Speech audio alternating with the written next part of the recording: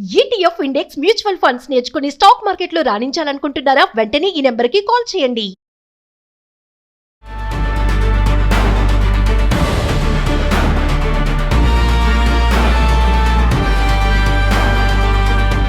నమస్తే, welcome to Suman TV. Present మనతో పాటు ఉన్నారు major Obra academy director major SPS Obra గారు. నమస్తే సార్. నమస్తే మ్యామ్. సార్, మామూలుగా యుద్ధ సమయాలలో బంగారం ధరలు పెరుగుతాయి మామూలుగా, కానీ ఇప్పుడు తగ్గుతున్నాయి. అంటే తగ్గడం అంటే ఫ్లక్చువేట్ అవుతున్నాయి, కొంచెం పెరగడం కొంచెం తగ్గడం కూడా. అసలు ఎందుకు వార్ టైంలో ఇలా ఎందుకు జరుగుతూ ఉంటుంది అంటే? కరెన్సీ తర్వాత ఒక కాన్సెప్ట్ ఎకానమీలో ఉంటుంది, దాన్ని లిక్విడిటీ అంటారు. లిక్విడిటీ అంటే ఇప్పుడు మనకు ఒక ఇల్లు ఉందాం, ఆ ఇల్లుని అమ్మేసి మనం డబ్బులు తీసుకురావాలి అంటే మనం ఎంత రేటుకి అమ్ముతున్నామో అదే రేటుకి కొనుక్కునేవాడు ఉండాలి. మనకి రేట్ సెట్ అవ్వాలి. ఇదంతా ప్రాసెస్ అవ్వడానికి బహుశా ఒక నెలన్నర 45 రోజులు పట్టిద్ది. సో ఇక్కడ ఏంటి, ఇమీడియట్ లిక్విడిటీ లేదు, అంటే కన్వర్జన్ టు క్యాష్ లేదు ఈ అసెట్కి. కానీ బంగారం అలా కాదు. After currency most liquid asset is gold. So gold ఏంటి, మనం ఏ బంగారం షాప్కి వెళ్ళి గోల్డ్ అమ్మేస్తే వాడు వెంటనే మన చేతిలో డబ్బులు పెట్టేస్తాడు. సో మనం ఎక్కడ నెల రోజులు 40 రోజులు వెయిట్ చేయాల్సిన అవసరం లేదు. So the most liquid asset after currency is gold. So ఎప్పుడైతే యుద్ధాలు జరుగుతాయో అప్పుడు ఏంటంటే కొంచెం ఇన్సెక్యూరిటీ వస్తుంది. ఎవరి దగ్గర అయితే డబ్బు ఉంటుందో దాన్ని ఇన్వెస్టిబుల్ సర్ప్లస్ అంటారు. ఎవరి దగ్గర అయితే ఇన్వెస్ట్మెంట్ చేయడానికి డబ్బు ఉంటుందో వాళ్ళు ఫిక్స్డ్ అసెట్, అంటే ఒక ల్యాండ్ కానీ ఇలాంటి వాటి మీద వాళ్ళు ఇన్వెస్ట్ చేయరు, ఎందుకంటే చాలా పరిస్థితులు బాగాలేవు కాబట్టి. సో వాళ్ళు ఏం చేస్తారు, బంగారం కొనుక్కోవడం స్టార్ట్ చేస్తారు. సో అప్పుడు ఏం జరుగుతుందంటే యుద్ధం జరుగుతున్న వాతావరణంలో బంగారం యొక్క డిమాండ్ పెరిగిపోతుంది, ఎందుకంటే ఇన్వెస్ట్మెంట్ చేసేవాడు అందరూ బంగారం వెనక పరిగెడతారు.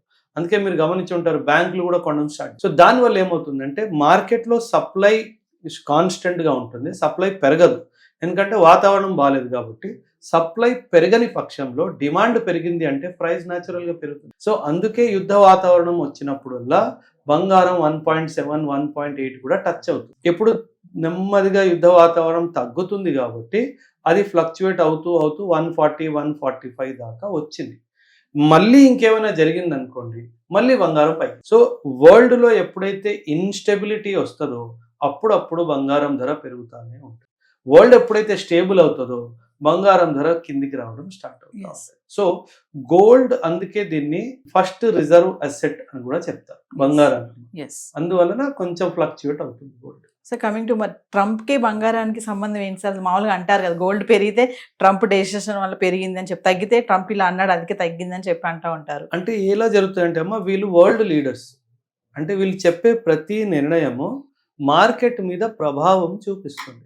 అది షేర్ మార్కెట్ అవ్వచ్చు, అది గోల్డ్ మార్కెట్ అవ్వచ్చు. సో ఒకవేళ ట్రంప్ ఈరోజు మైక్ పట్టుకొని ఇరాన్ని నాశనం చేస్తా అని చెప్పాడు అనుకోండి, అది చేస్తాడో చేయడో పక్కన పెట్టే, ఇక్కడ బంగారము అండ్ స్టాక్ మార్కెట్ అంతా అల్లకల్లోలం అయిపోతుంది. సో ఒక వరల్డ్ లీడర్ ఇచ్చే స్టేట్మెంట్ మీద కూడా చాలా మటుకు మార్కెట్ రెస్పాన్స్ అవుతూ ఉంటుంది. సో ఖచ్చితంగా, బట్ ఇప్పుడు ఉన్న పరిస్థితిలో ఎక్కువ శాతం గోల్డ్ కొనడం అన్నది మంచిది కాదు.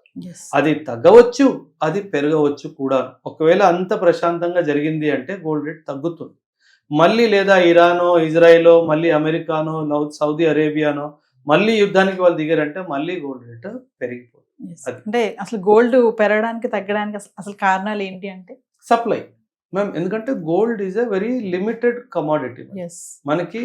ఎందుకంటే మ్యామ్ గోల్డ్ని మీరు ఇంట్రెన్సిక్గా చూస్తే, ఇంట్రెన్సిక్ అంటే ఎలా అంటే, ఇప్పుడు నేను ఇది ఒక చెక్ కదమ్మా, నేను ఇప్పుడు ఇక్కడ వదిలేసి ఒక 10 సంవత్సరాలు ఈ ఆఫీస్ని ఓపెన్ చేయలేదు అనుకుందాం, ఇదేమవుద్ది, పాడైపోయింది. ఎందుకంటే it is a coercive substance. అదే నేను ఇనపది ఏమైనా పెట్టేసి వెళ్ళిపోయింది అనుకోండి, ఒక సంవత్సరం తర్వాత వస్తే దానికి అంతా రస్ట్ పట్టేసుకుంటుంది.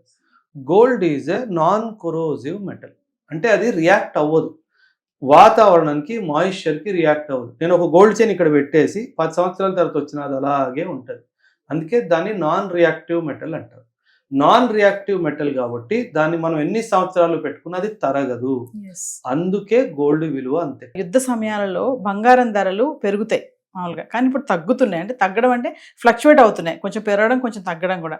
అసలు ఎందుకు వార్ టైంలో ఇలా ఎందుకు జరుగుతూ ఉంటుంది అంటే? కరెన్సీ తర్వాత ఒక కాన్సెప్ట్ ఎకానమీలో ఉంటుంది, దాన్ని లిక్విడిటీ అంటారు.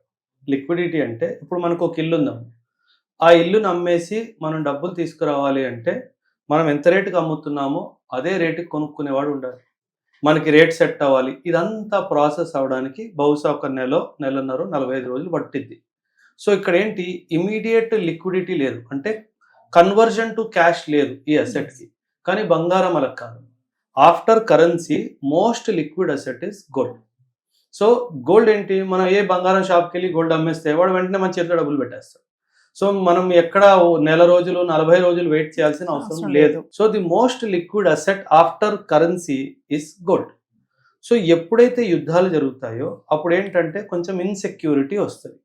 ఎవరి దగ్గర అయితే డబ్బు ఉంటుందో దాన్ని ఇన్వెస్టిబుల్ సర్ప్లస్ అంటారు. ఎవరి దగ్గర అయితే ఇన్వెస్ట్మెంట్ చేయడానికి డబ్బు ఉంటుందో వాళ్ళు ఫిక్స్డ్ అసెట్, అంటే ఒక ల్యాండ్ కానీ ఇలాంటి వాటి మీద వాళ్ళు ఇన్వెస్ట్ చేయరు, ఎందుకంటే చాలా పరిస్థితులు బాగాలేవు కాబట్టి. సో వాళ్ళు ఏం చేస్తారు, బంగారం కొనుక్కోవడం స్టార్ట్ చేస్తారు. సో అప్పుడు ఏం జరుగుతుందంటే యుద్ధం జరుగుతున్న వాతావరణంలో బంగారం యొక్క డిమాండ్ పెరిగిపోతుంది, ఎందుకంటే ఇన్వెస్ట్మెంట్ చేసేవాడు అందరూ బంగారం వెనక పరిగెడతారు. అందుకే మీరు గమనించి ఉంటారు బ్యాంకులు కూడా కొనడం స్టార్ట్. సో దానివల్ల ఏమవుతుందంటే మార్కెట్లో సప్లై కాన్స్టెంట్గా ఉంటుంది, సప్లై పెరగదు, ఎందుకంటే వాతావరణం బాగాలేదు కాబట్టి. సప్లై పెరగని పక్షంలో డిమాండ్ పెరిగింది అంటే ప్రైస్ న్యాచురల్గా పెరుగుతుంది. సో అందుకే యుద్ధ వాతావరణం వచ్చినప్పుడల్లా బంగారం 1.7, 1.8 కూడా టచ్ అవుతుంది. ఎప్పుడు నెమ్మదిగా యుద్ధ వాతావరణం తగ్గుతుంది కాబట్టి అది ఫ్లక్చువేట్ అవుతూ 140, 145 దాకా వచ్చింది. మళ్ళీ ఇంకేమైనా జరిగింది అనుకోండి, మళ్ళీ బంగారం పైకి. సో వరల్డ్లో ఎప్పుడైతే ఇన్స్టెబిలిటీ వస్తుందో అప్పుడప్పుడు బంగారం ధర పెరుగుతూనే ఉంటుంది. వరల్డ్ ఎప్పుడైతే స్టేబుల్ అవుతుందో బంగారం ధర కిందికి రావడం స్టార్ట్ అవుతుంది. సో గోల్డ్, అందుకే దీన్ని ఫస్ట్ రిజర్వ్ అసెట్ అని కూడా చెప్తారు బంగారానికి. అందువలన కొంచెం ఫ్లక్చుయేట్ అవుతుంది గోల్డ్. ట్రంప్ కి బంగారానికి సంబంధం ఏంటి సార్? మామూలుగా అంటారు కదా, గోల్డ్ పెరిగితే ట్రంప్ డెసిషన్ వల్ల పెరిగింది అని చెప్పి, తగ్గితే ట్రంప్ ఇలా అన్నాడు అందుకే తగ్గిందని చెప్పి అంటూ ఉంటారు. అంటే ఎలా జరుగుతుందంటే అమ్మ, వీళ్ళు వరల్డ్ లీడర్స్, అంటే వీళ్ళు చెప్పే ప్రతి నిర్ణయము మార్కెట్ మీద ప్రభావం చూపిస్తుంది. అది షేర్ మార్కెట్ అవ్వచ్చు, అది గోల్డ్ మార్కెట్ అవ్వచ్చు. సో ఒకవేళ ట్రంప్ ఈరోజు మైక్ పట్టుకొని ఇరాన్ని నాశనం చేస్తా అని చెప్పాడు అనుకోండి, అది చేస్తాడో చేయడో పక్కన పెట్టే, ఇక్కడ బంగారము అండ్ స్టాక్ మార్కెట్ అంతా అల్లకల్లోలం అయిపోతుంది. సో ఒక వరల్డ్ లీడర్ ఇచ్చే స్టేట్మెంట్ మీద కూడా చాలా మటుకు మార్కెట్ రెస్పాన్స్ అవుతూ ఉంటుంది. సో ఖచ్చితంగా, బట్ ఇప్పుడు ఉన్న పరిస్థితిలో ఎక్కువ శాతం గోల్డ్ కొనడం అన్నది మంచిది కాదు. అది తగ్గవచ్చు, అది పెరగవచ్చు కూడా. ఒకవేళ అంత ప్రశాంతంగా జరిగింది అంటే గోల్డ్ రేట్ తగ్గుతుంది మళ్ళీ, లేదా ఇరానో, ఇజ్రాయెలో, మళ్ళీ అమెరికానో, సౌదీ అరేబియానో మళ్ళీ యుద్ధానికి వాళ్ళు దిగారంటే మళ్ళీ గోల్డ్ రేట్ పెరిగిపోతుంది. అంటే అసలు గోల్డ్ పెరగడానికి తగ్గడానికి అసలు కారణాలు ఏంటి అంటే సప్లై మ్యామ్, ఎందుకంటే gold is a very limited commodity మనకి. ఎందుకంటే మ్యామ్ గోల్డ్ని మీరు ఇంట్రెన్సిక్గా చూస్తే, ఇంట్రెన్సిక్ అంటే ఎలా అంటే, ఇప్పుడు నేను ఇది ఒక చెక్ కదమ్మా, నేను ఇప్పుడు ఇక్కడ వదిలేసి ఒక 10 సంవత్సరాలు ఈ ఆఫీస్ని ఓపెన్ చేయలేదు అనుకుందాం, ఇదేమవుద్ది, పాడైపోయింది. ఎందుకంటే it is a coercive substance. అదే నేను ఇనపది ఏమైనా పెట్టేసి వెళ్ళిపోయింది అనుకోండి, ఒక సంవత్సరం తర్వాత వస్తే దానికి అంతా రస్ట్ పట్టేసుకుంటుంది. Gold is a non corrosive metal, అంటే అది రియాక్ట్ అవ్వదు, వాతావరణానికి మాయిశ్చర్కి రియాక్ట్ అవ్వదు. నేను ఒక గోల్డ్ చైన్ ఇక్కడ పెట్టేసి 10 సంవత్సరాల తర్వాత వచ్చిన అది అలాగే ఉంటుంది. అందుకే దాన్ని నాన్ రియాక్టివ్ మెటల్ అంటారు. నాన్ రియాక్టివ్ మెటల్ కాబట్టి దాన్ని మనం ఎన్ని సంవత్సరాలు పెట్టుకున్నా అది తరగదు. అందుకే గోల్డ్ విలువ అంత ఎక్కువ. Thank you sir. Thank you very much.